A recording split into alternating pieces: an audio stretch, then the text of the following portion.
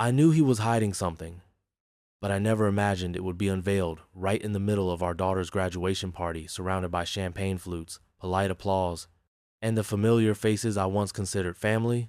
Jillian, I've decided to start a new life. Without you. The words dropped from Charles's mouth like a guillotine, slicing through the soft hum of conversation in the grand ballroom of the Maplewood Grand Hotel.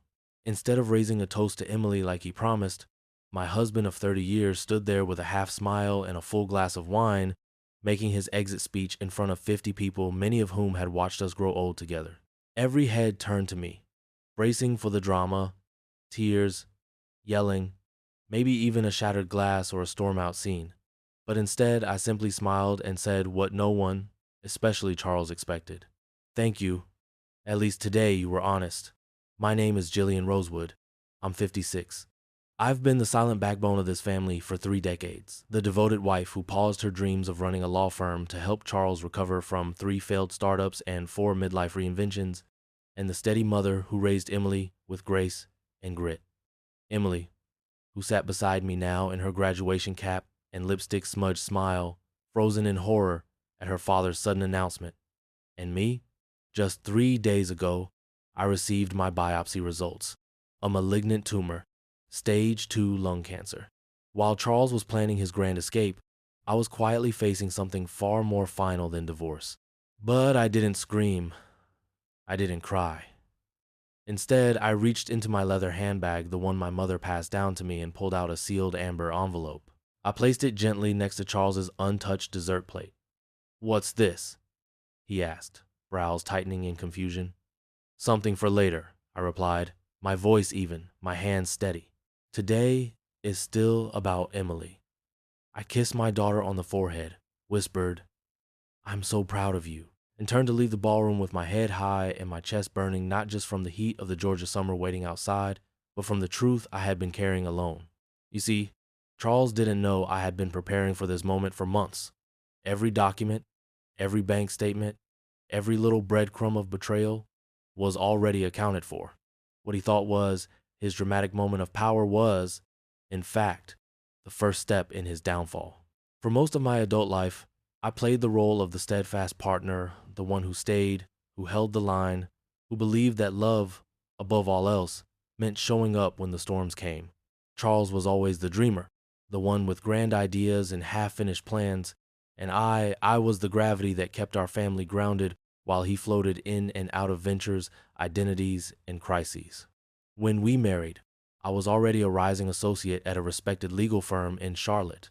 I had just made junior partner, and my name was being floated in closed-door meetings for high-profile cases. But when Charles lost his job in a downsizing wave and decided to find himself by launching a chain of boutique wine stores, I put my career ambitions aside to support him financially, emotionally, logistically. I believed in partnership. I believed in him. And I believed, foolishly perhaps, that sacrifices were the currency of lasting love. Over the years, that sacrifice became a pattern. When his first venture collapsed after a year, I dipped into my retirement savings to cover the debt. When the second failed, I cashed out a trust fund from my father to keep us afloat, money that had been set aside for Emily's future, but which I used with a trembling hope that it would somehow secure ours. Charles promised each time that the next idea would be different, that he had learned from his mistakes, that it was all part of the journey. But it was always me who paid for the map, carried the supplies, and cleaned up the mess when he got lost again. Still, I stayed. I stayed because I loved him. I stayed because I believed in building a life, not just living one. I stayed for Emily, who was born after 2 painful miscarriages, who came into our world with the quiet intensity of a miracle, and who gave me purpose even when everything else felt like it was unraveling. While Charles floated from passion project to passion project, from selling reclaimed wood furniture to writing a memoir that never made it past the first chapter, I managed our home, balanced our finances, and ensured that our daughter had stability, even if I didn't. By the time Emily was in high school, I had returned to part-time legal consulting, just enough to keep my license active and maintain some sense of professional self. But every time I considered reviving my own firm, something would come up. Charles would need help preparing for another pitch. his mother would fall ill, or he would spiral into one of his long phases of self-doubt and existential dread, and I would find myself shelving my ambitions once more to manage the emotional fallout. The hardest part wasn't the financial sacrifice, though it was significant. It was the way I slowly vanished from my own life. My name used to mean something in my field. Now, it was barely attached to utility bills and the mortgage. Friends I once mentored went on to become judges and senior partners. I sent them congratulatory messages while making dinner, waiting for Charles to come home from yet another networking event that turned out to be nothing of substance, or worse, something entirely different. As I would later learn, looking back, there were signs, subtle shifts in his affection. The way he stopped asking about my day, how he gradually moved his wardrobe into the guest closet under the guise of needing more space, or how he started locking his phone, claiming it was just for security. But I told myself it was the stress.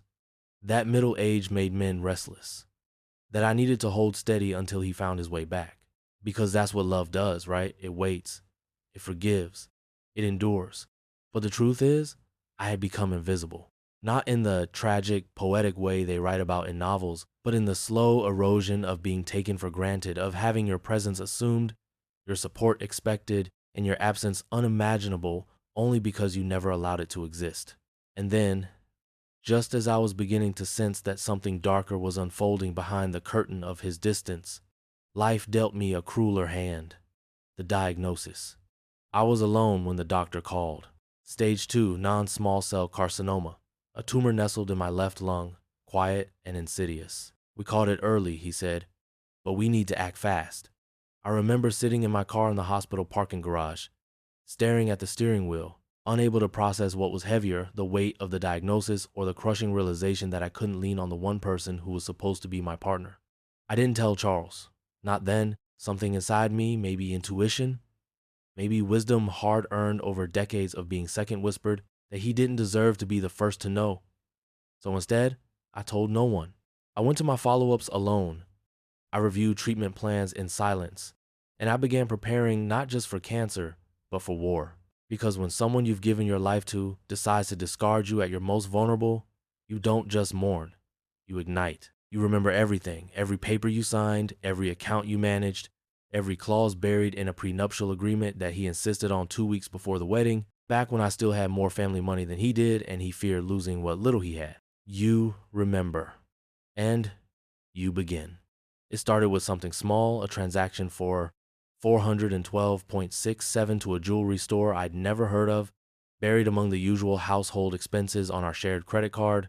At first, I assumed it was a mistake or perhaps a gift he had forgotten to mention, though Charles had never been particularly thoughtful with surprises, not in recent years. Still, I tucked the receipt into a folder, intending to ask him later, but something about the timing just a few days after a weekend business retreat he claimed was mandatory gnawed at the edges of my gut like a quiet alarm I couldn't shut off. Over the next 2 weeks, I combed through our financial records, not because I distrusted him, but because I had always been the one who handled our books. I noticed the oddities almost immediately, small transfers moving from our joint savings to a newly opened account under only his name. Wire transactions labeled consulting expenses that led nowhere, and payments to high-end restaurants we never dined at together. For over 25 years, I'd kept our finances running smoothly, even through the most chaotic times. I knew what normal looked like, and this wasn't it. Instead of confronting him, I began documenting everything. It wasn't fear that held me back, it was clarity. For the first time in years, I could see the shape of the truth forming behind his lies, and I needed to be sure. I created a digital folder, password protected, meticulously labeled. I printed bank statements, took screenshots of texts I later found when he carelessly left his phone unlocked, and began cross-referencing timelines, weekends he claimed to be in Nashville for networking, dinners he said were with old colleagues, and hotel bookings that matched neither place nor person he ever mentioned. Then came the messages. It was a Sunday afternoon, and Charles had stepped into the backyard to take a call. His phone vibrated twice, then stopped. I looked down and saw a preview of the message on the lock screen. Only 2 more weeks and we can be done with this. The contact name was Mason, but I recognized the number from a Valentine's dinner reservation confirmation I had once seen. My heart didn't race, it stilled, not with shock, but with quiet devastation.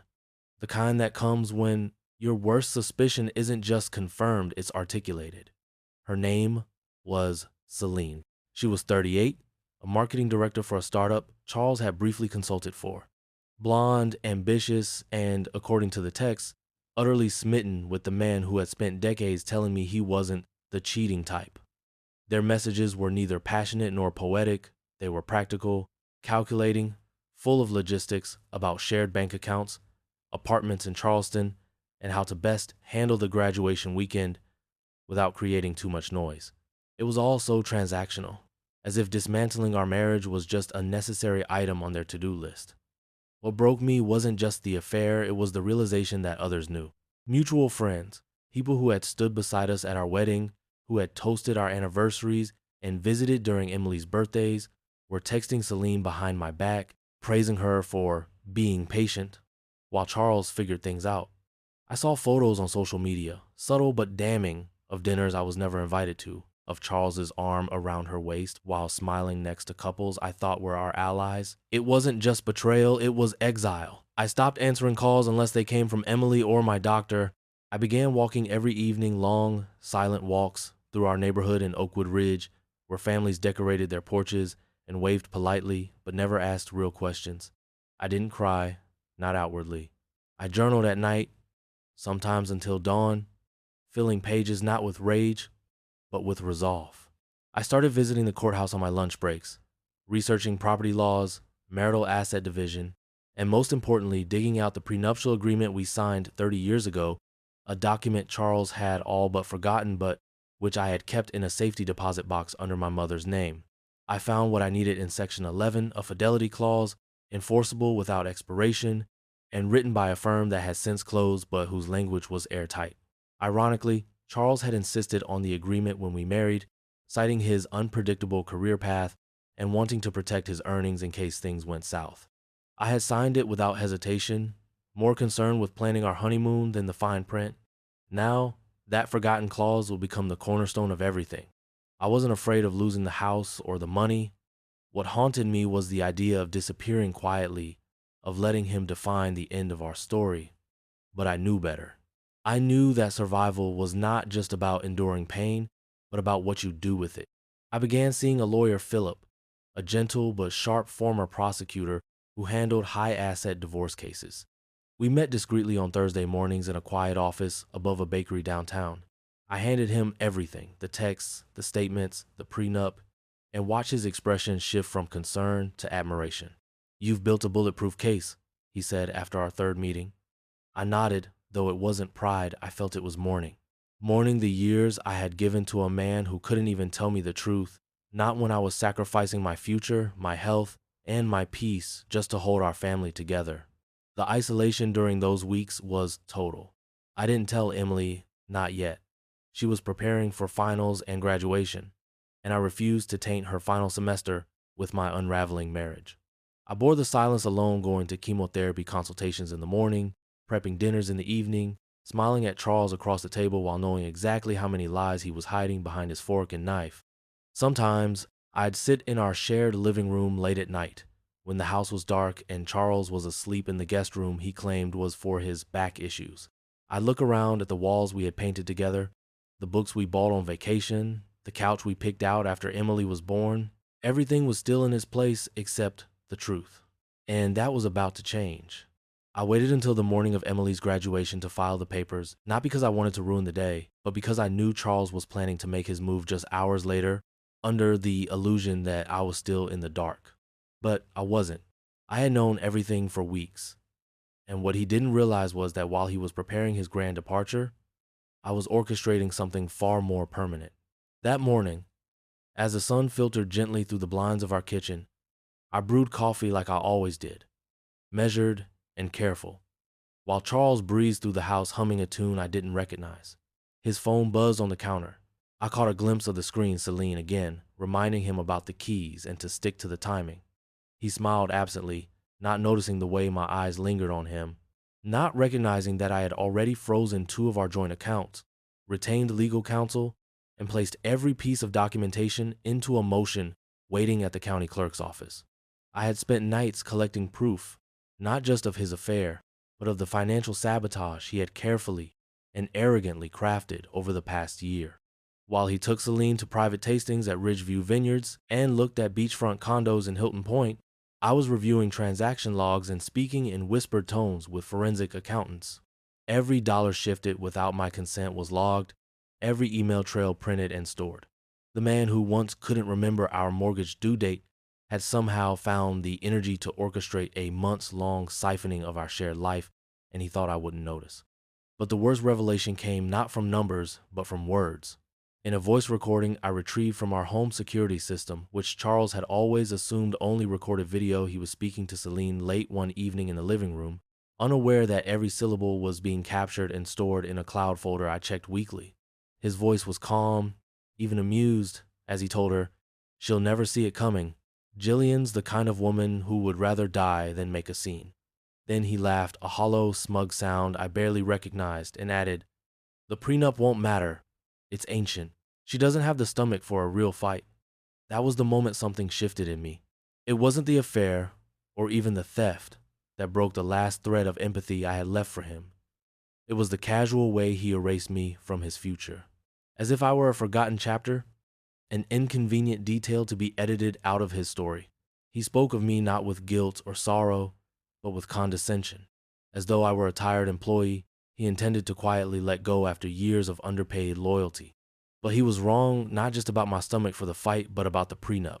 I had reviewed it a dozen times with Philip, my attorney, and what Charles failed to remember or had never understood was that Section 14 of that agreement specifically preserved the fidelity clause in perpetuity.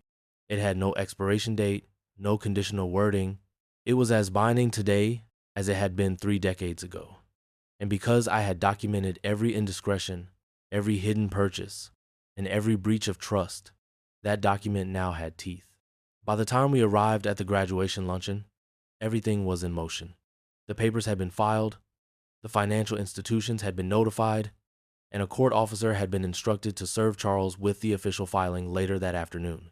But I had one final piece to deliver myself, the envelope I handed him, the one he dismissed with a smirk and a shrug, thinking it contained little more than a bitter note or perhaps a final plea. It contained none of those things.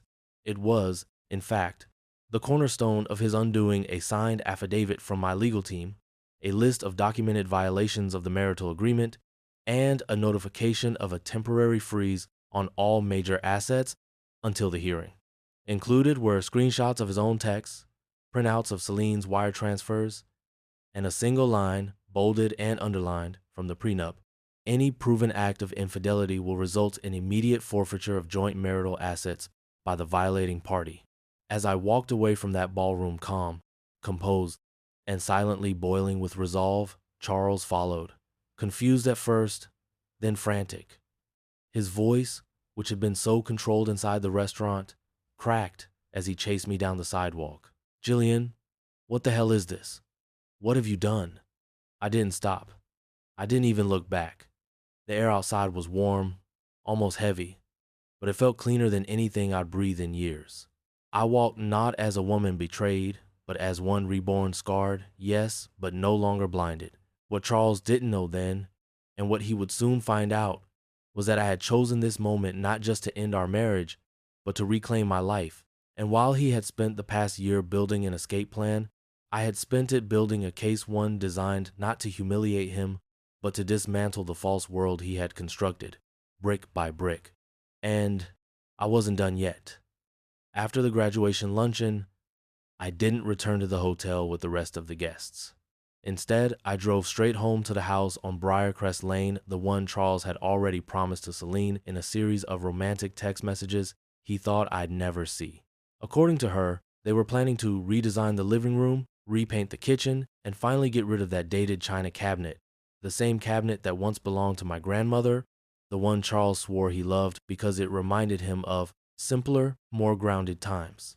Pulling into the driveway that afternoon, the first thing I noticed was how nothing had changed, at least not on the surface. The flower beds I had tended for years still bloomed with late spring color, the wind chimes swayed gently on the porch, and inside, the house looked exactly as it had the day before. But I knew better. I walked into that home not as a wife returning from a family celebration, but as a woman reclaiming a battlefield disguised as domestic life. Upstairs, in the walk-in closet Charles once shared with me, I found what I had expected. 3 large suitcases tucked behind a row of suits and coats, already packed with the essentials for his planned escape. He was nothing if not predictable, methodical about clothing, sentimental about cufflinks, careless about timelines. What he hadn't packed was any sense of shame. I didn't touch his things. I didn't need to. Everything that mattered had already been quietly maneuvered into place over the previous few months. I had restructured our shared accounts, moving my salary and savings into protected individual funds. I had contacted the leasing office of the downtown apartment he had tried to co-sign with Celine, the same apartment he had naively listed under both of their names, believing no one would question a newly formed couple with oddly inconsistent credit histories. The leasing agent, thankfully, had called our home phone to verify employment details, and I had answered, polite but firm, asking for a written record of all submitted documentation. That lease was never finalized. Downstairs, my phone buzzed with messages from guests at the restaurant still trying to make sense of what had happened, from Charles's sister Meredith, who had flown in from Colorado and was rightfully furious, and from Emily, who had yet to process the emotional minefield her father had so casually detonated in front of her closest friends and extended family. I responded to only one. To Emily, I'm okay. This isn't your burden to carry. I love you. Today is still your day. We'll talk tonight. I had protected her from the ugliness as long as I could, not because I believed in keeping secrets, but because she deserved to finish school with both eyes on her future and not one foot trapped in the wreckage of our family. She had earned that joy. And while she would be hurt when she learned how long I had known, I trusted she would come to understand that sometimes love means waiting to reveal the truth, not to spare pain, but to give someone space to shine before the storm inevitably rolls in. It was almost evening when I heard the slam of the front door, followed by Charles's voice echoing through the foyer, panicked, breathless, far from the confident figure who had delivered his parting words hours earlier in that glittering ballroom. I was seated in the living room, the very space where we once toasted anniversaries and stayed up late folding baby clothes, now reviewing final documentation on my laptop. He burst in holding the envelope I'd handed him, his face flushed and his voice trembling between confusion and rage. You served me with divorce papers today? Of all days? He demanded.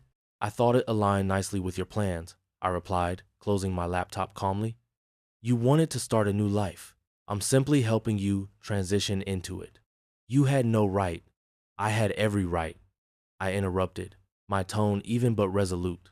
Just as you had every right to choose someone else. We all make choices, Charles, he scoffed, regaining a shred of the arrogance he had always cloaked himself in. The prenup is expired. Any lawyer will tell you that. I allowed myself a small smile, not triumphant, but unshaken. Actually, it's not. Section 14 specifically states that the fidelity clause remains in effect for the entire duration of the marriage and any legal proceedings stemming from its dissolution. Your attorney should have reviewed it with you. But then again, I doubt you consulted one, did you? His color drained as the gravity of his miscalculation set in. He had counted on my silence, on my passivity, on my unwillingness to fight the same attributes he once praised in me when they worked to his benefit, but now misread as weakness. I just wanted to leave quietly, start fresh, with my money, my home, my years. I finished for him. That wasn't leaving, that was erasure. As he stood there trying to reassemble his composure, his phone buzzed again. I watched him glance at it and grimace. I didn't need to ask. Celine was waiting, expecting him to return with victory in his pocket and a clean slate. Instead, he had walked into a war zone for which he had brought no armor. You might want to check your access to the condo, I said gently. It was flagged for credit inconsistencies. Application denied. He looked up, stunned. You're lying. No. I handled it myself. The silence stretched between us, thick with disbelief and bitter recognition. For years, I had been the one behind the curtain managing bills, smoothing over tax issues, ensuring he had a foundation to stand on while he wavered from one ambition to another. Now, I had simply removed the curtain and let him see what life looked like without a stagehand. I'll be staying at Meredith's for now, I added, rising from my seat and gathering a small overnight bag I had prepared earlier. You have until tomorrow to remove your belongings. After that, the locks will be changed." He didn't stop me this time. He simply sat down on the couch and stared at the envelope in his hand as if hoping that the words would change the longer he looked. I didn't look back. I had nothing to prove, no more explanations to give. My revenge had not been loud, but it had been precise, built on truth, fortified by dignity, and executed with the calm that only comes when you finally remember who you are. And for the first time in decades, I walked out the front door without wondering what I was leaving behind, because I knew exactly what I was stepping into. Meredith's house, a cozy bungalow tucked beneath a canopy of oak trees near the edge of Asheville's historic district, felt like a refuge the moment I stepped inside. The walls were lined with books, and the air smelled faintly of sandalwood and spearmint tea, the way I remembered from our childhood summers. My sister-in-law greeted me not with questions or disbelief, but with a silent, crushing hug that said everything I needed to hear. "You're not alone, and you were never the one at fault." We sat in the sunroom with 2 glasses of red wine and the kind of quiet only long familiarity can allow. She had learned most of the story from Emily, who had texted her in tears after Charles's announcement, and was now on her way over, still in her graduation dress, still trying to make sense of the day that should have belonged only to her. "He humiliated you," Meredith finally said, setting her glass down with a sharp clink. "In front of everyone. He always did have a flair for drama. But this was cruelty." I nodded, not because I needed the validation, but because hearing someone else speak the truth aloud felt like exhaling after weeks of holding my breath. "It wasn't just the affair," I replied. "It was the way he plotted it, like a business transaction, as if I were a file to be closed." Meredith's eyes narrowed. "You know you've got the upper hand now, right?" "I do," I said softly, "and I plan to keep it." 20 minutes later, the doorbell rang. I didn't have to ask. The tension in Meredith's posture told me it was them. She stepped into the hallway, and I heard the quiet rustle of movement, then her voice, tight and clipped. "It's Charles," and he brought her. I stood, not with dread, but with clarity. I had been preparing for this confrontation, not just in legal filings or financial freezes, but in the way you brace your heart for impact, steadying your spine, firming your voice, remembering who you are beneath all the layers of betrayal. They entered the room hesitantly, Celine trailing behind Charles like a shadow, unsure of its form. She looked smaller than I remembered from the photos, younger, yes, but not confident. She scanned the space as if trying to locate a safe exit, while Charles stood awkwardly in the middle of the room, the storm still fresh on his face. "Jillian," he started, "this has gotten out of hand. The accounts are frozen. The condo doesn't exist," I interrupted, my voice measured. "Your application was denied last month. You might want to ask Celine why she never followed up with the leasing office." His eyes darted toward her, and for a brief moment, the cracks in their unified front became visible. Celine folded her arms, stepping slightly away from him, clearly not expecting to be exposed so soon. "This isn't what we came here for," she said quickly, her voice brittle. "We just want to resolve things civilly." "Then perhaps you shouldn't have ambushed me in my sister-in-law's home," I replied, still standing, still calm. "You had ample time to speak privately before you made your grand declaration at our daughter's graduation. But that wasn't the point, was it? You wanted the audience." Charles's expression hardened, but he said nothing. For the first time in our marriage, he was out of words. Emily appeared in the doorway behind them, her makeup still smudged, her shoes in her hand. She froze when she saw her father, then looked directly at Celine, and something shifted in her posture. She didn't speak immediately, but when she did, her voice was clear and sharp. "You ruined my day," she said to Charles. "And now you're here pretending you care about what's civil? You don't get to come into this house and lecture anyone about decency." "This doesn't involve you," Charles replied too quickly. Emily stepped forward, positioning herself slightly in front of me, like a shield I hadn't asked for but desperately needed. "It involves me," she said. "You stood up and told the world you were leaving my mother like it was some kind of press release.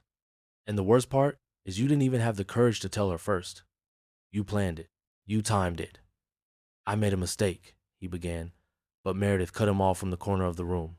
"No, Charles, you made a choice." The silence that followed was thick, almost choking, until I finally stepped between them and addressed the one question I knew was waiting in Celine's shifting eyes. "Did you know?" I asked, my gaze fixed on her. Did you know he was going to announce it like that? She hesitated, then shook her head. I thought he was going to speak to you privately. I didn't expect a scene. So, you were okay with betrayal? I said, as long as it was discreet. Celine didn't respond. She looked down at the floor, and Charles shot her a withering glance that made it clear the loyalty he expected was quickly evaporating. I think it's time you both leave, Meredith said, stepping closer. You've done enough damage for one day. Charles looked at me, as if searching for some remnant of the woman who once forgave everything, who once gave him every chance. But she was gone. You'll regret this, he said quietly, bitterness seeping into his voice like poison. You can't just take everything. I'm not taking anything that wasn't already mine, I answered. And you gave up the rest the day you chose her over the truth. He stood frozen for a moment longer, then turned and left, Celine trailing behind him, silent and pale. As the door shut, the weight lifted. Emily collapsed into my arms like she did as a child after a bad dream, and Meredith poured another glass of wine without needing to ask. We didn't celebrate. We didn't gloat. We simply existed in the aftermath, bruised, but not broken. That night, I sat at the kitchen table while Emily slept upstairs, scrolling through emails from my attorney. The court had scheduled the hearing for the end of the month. Discovery would begin immediately. Charles's finances would be dissected, his claims exposed, and the house, my house, would remain under my control until the judge ruled otherwise. I had once believed that revenge required rage, but I was learning, slowly and surely, that sometimes justice comes not from fire, but from restraint, from knowing when to speak, when to stay silent, and when to let someone else's choices collapse under their own weight. And collapse they would. The preliminary hearing fell on a gray Thursday morning that seemed to echo the mood inside the courthouse, somber, damp, and dense, with the kind of silence that makes even footsteps sound like judgment. I arrived with Philip, my attorney, who greeted me with his usual quiet confidence. We had reviewed every page of the prenup, every financial disclosure, and every inconsistency that Charles had thought he could bury beneath charm and distraction. We didn't speak much on the way inside. At that point, the facts were already lined up, and the damage Charles had done was far too loud to be ignored. He arrived minutes later, flanked by a young attorney who looked barely older than Emily. The poor man looked nervous, clutching a leather folio to his chest like it might protect him from the inevitable. I almost felt sorry for him, not because he was underprepared, but because he was representing a man who had spent his life believing that confidence could outrun consequences. The judge, a silver-haired woman with sharp features and an even sharper tone, wasted no time. She reviewed the documents carefully, asked concise questions, and examined the prenup as if it were a contract she drafted herself. Her eyes narrowed as she reached Section 14, her finger tapping once against the line outlining the infidelity clause, then slowly sliding down to the paragraph stating its indefinite validity. Mr. Harrow, she said, addressing Charles's attorney, do you wish to contest the enforceability of this clause? His attorney cleared his throat, adjusted his tie, and muttered something about the agreement being dated. But the judge cut him off with a single raised hand. Section 14 is clear, she stated, and there is no expiration language. Furthermore, the plaintiff has provided detailed and corroborated evidence of breach financial misrepresentation, undisclosed transfers, and verified communications documenting a sustained extramarital relationship. I find no grounds to invalidate the agreement. Charles shifted in his seat, his jaw tight, his fingers twitching slightly, as if grasping for something that had long since slipped from his control. I didn't look at him.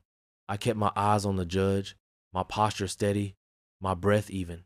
The freeze on joint accounts will remain in place pending final asset review, she continued. Mr. Harrow's personal account will remain accessible only for essential living expenses. The family residence will remain with Mrs. Harrow until the full division of assets is determined in accordance with the agreement's terms. Charles muttered something beneath his breath too low for the judge to hear, but loud enough that I could tell it was laced with bitterness. And for the first time since the day he stood and humiliated me in front of our friends and daughter, I felt no sadness, no loss, only clarity. As we left the courthouse, he called up to me in the hallway, his expression a mixture of desperation and disbelief. Jillian, We need to talk reasonably. 29 years has to count for something. I turned to him, meeting his gaze without flinching. It did, I said, until you decided it didn't. I walked away without waiting for a response. Word of the court ruling spread quickly through our circle. Friends began calling, some to offer sympathy, others to dig for details, but I offered neither scandal nor self-pity. I simply said, Charles and I are separating. The courts are handling the rest. Let them fill in the blanks if they wanted. The truth would echo louder than gossip ever could. Within 2 weeks, the facade Charles had spent years constructing began to crumble. The beachfront property he had tried to secure with Celine fell through when the lender flagged his sudden liquidity issues. The luxury SUV he had placed a down payment on was repossessed before it even left the lot. And Celine, the woman he had sacrificed everything for, began pulling away when she realized the fortune he promised her was tied up in court filings and frozen assets. Meredith called me one afternoon, her voice tinged with dry amusement. Did you hear? Celine moved out. Apparently, she didn't sign up for a man with more debt than direction. I didn't laugh, not because it wasn't poetic, but because I had long since stopped needing validation. Let the world catch up in its own time. In contrast, my life began unfolding in a quiet but powerful way. I rented a modest office downtown, a warm, sunlit space above a bakery, and reopened my consultancy, the dream I had shelved for decades. Within weeks, word spread, and clients came not just for financial advice, but for guidance from someone who had been through it, who had stared down betrayal and not just survived, but built something meaningful from its ashes. My first 2 clients were women in their 60s, both recently widowed, one of whom whispered tearfully after our meeting, I thought I was too old to start over. You're not, I told her. You're right on time. Emily visited every weekend she could, and our conversation slowly shifted from pain and confusion to plans and purpose. She told me she was proud of me, not just for how I handled her father, but for showing her that a woman could rebuild without rage, without noise, without burning everything to the ground. You didn't just walk away, she said one night. You walked towards something. 6 months later, the final hearing arrived. Charles looked worn, the weight of his miscalculations hanging on him like a second skin. The court upheld the original terms of the prenup. I retained full ownership of our home, 60% of our shared investments, and sole control of the business savings account he had once tried to divert. He walked out with his personal belongings, a dwindling private account, and a business that had never really taken root without my guidance. He said nothing as he left the courtroom, and I didn't stop him. There was nothing left to say. Justice, I had learned, doesn't always come in fire or fury. Sometimes it comes in stillness, in quiet, calculated strength that refuses to collapse under cruelty. And as I stepped out into the light of that winter afternoon, I didn't feel victorious. I felt free. 6 months after the final court ruling on what would have marked our 30th wedding anniversary, I stood in the middle of my new office, surrounded by soft, natural light, the scent of fresh paint and brewed coffee, and a quiet sense of belonging I hadn't felt in years. The brass plaque on the door read Rosewood Financial Transitions, a name I had chosen not for legacy, but for meaning, because transitions, I had learned, weren't just periods of change, but bridges between the woman you were forced to become and the one you were always meant to be. It wasn't a grand building on Main Street or a polished suite in some glass tower. It was a second-floor walk-up above a bakery, where the hum of daily life rose through the floorboards and reminded me that healing doesn't happen in silence or in some pristine, untouched place. It happens amid motion, between phone calls and missed emails, and the unglamorous business of simply showing up every day. My first clients came by word-of-mouth women in their 40s, 50s, even 70s, who had quietly endured marriages that hollowed them out, or who found themselves widowed without knowing where the savings were or how to manage a retirement account. Some arrived angry, some ashamed, most heartbroken. I never offered them pity. Instead, I offered what had been denied to me for too long: clarity, dignity, and the tools to begin again without apology. What surprised me wasn't the speed at which the business grew, but how instinctively I remembered who I was before everything became about someone else's dream. The confidence I thought had eroded wasn't gone, it had only been buried beneath years of compromise. And now, with every seminar I hosted at the local community center, every financial plan I built late into the evening, and every woman who left my office with her head held higher than when she came in, I began reclaiming more than just stability. I was reclaiming my name, my voice, and my place in the world. Emily visited often. She had taken a job with a marketing firm in Charleston and had rented a small apartment near the beach. During one of her visits, we sat on the balcony of my townhouse, the very home Charles once tried to sign over to another woman, and watched the sky deepen into that soft indigo that only comes in early autumn. "You know what's funny?" she said, sipping from a mug she had stolen from my kitchen in college and never returned. "If Dad had been honest from the beginning, if he had just asked for a clean break, he might have walked away with half." I smiled, not bitterly, but with the kind of calm that comes when you've made peace with your own story. "But if he had done that," I said, "I might still be holding my breath, still waiting for the next promise to break." She nodded slowly, and for a long while we sat without speaking. Then she added, "You're helping people, Mom, in ways I don't think you even realize. Not just with money. You're giving them permission to start over." I thought about that for a long time after she left. I thought about all the times I had stayed silent to keep peace, all the ways I had made myself smaller to make room for someone else's needs, and all the years I spent building a life that ultimately excluded me.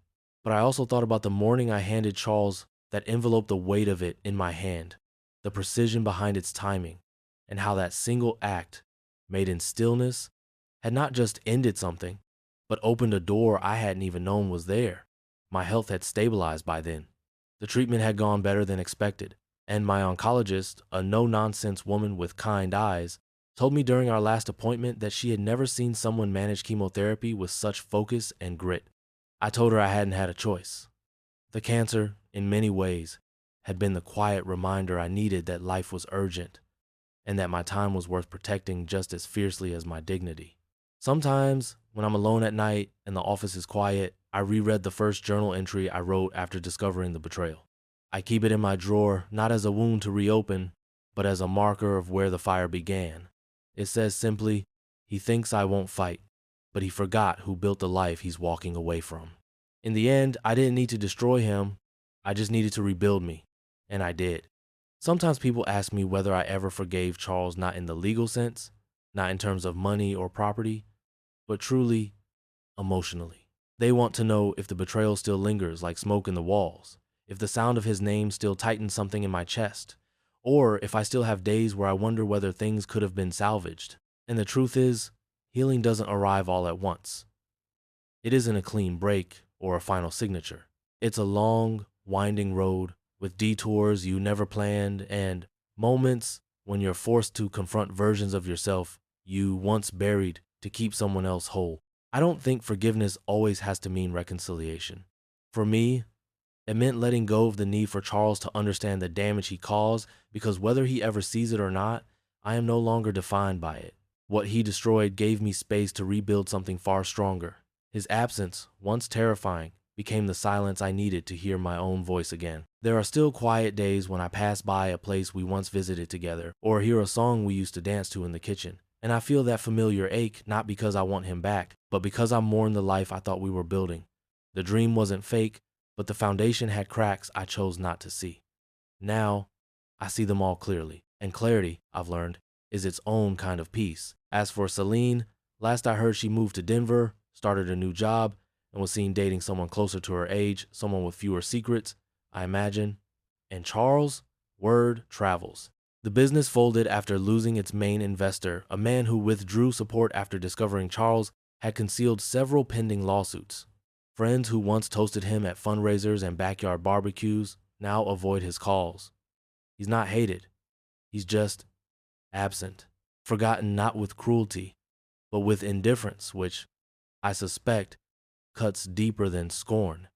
Meanwhile, my consultancy continues to grow.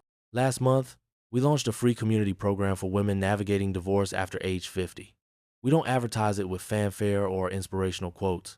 We just offer knowledge, space, and respect. And that, more than any financial victory, is what makes me feel whole, because I know exactly what it feels like to be told your best years are behind you, when in fact, they might just be waiting ahead. I still get up early, make my coffee the way I like it, water the garden that Charles never cared to tend, and open the door to a life that, while not perfect, is entirely mine. Some mornings I write small reflections, letters I'll never send, things I needed to hear back then but only just now know how to say. If I could speak to the version of myself who sat in that restaurant on the day of Emily's graduation, heart beating so loudly she could barely hear the clinking glasses around her, I would tell her this: you are not being left behind.